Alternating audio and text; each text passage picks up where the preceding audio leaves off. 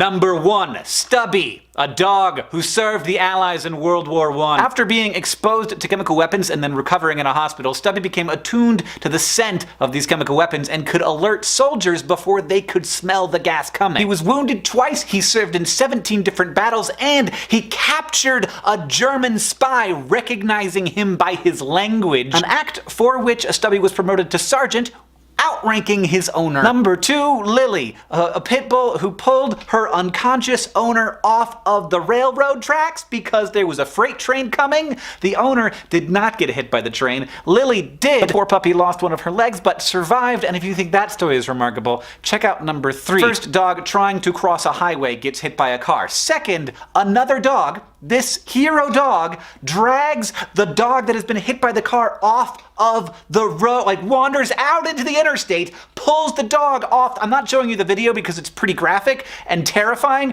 but I don't know, like, why is this dog doing this? It's, I guess just because I'm supposed to cry today? Speaking of dogs rescuing people, and there are so many wonderful stories of dogs rescuing people, we have this cat, who is clearly a cat, but is nonetheless a very good dog. Number 5. In the 1950s, some Russian scientists went out onto the streets of Moscow to collect stray dogs, thinking, these dogs, they're obviously used to extreme circumstances. They tested and trained these dogs, and one of them, Leica, was sent into space and became the first animal ever to orbit Earth. Also, the first animal ever to die in orbit around the Earth.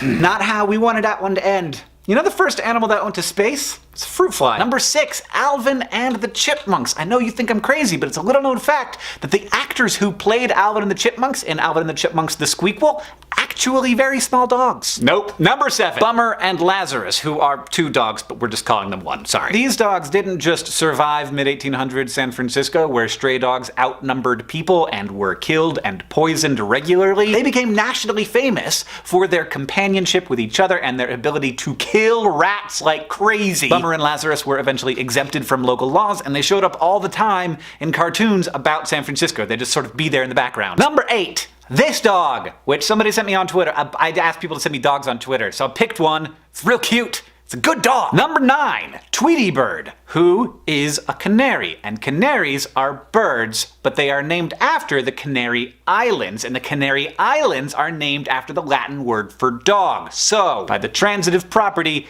Tweety Bird is a dog. Boom! Number 10, my dog, Lemon, who passed away this year. And as we all know, the best dog is your dog.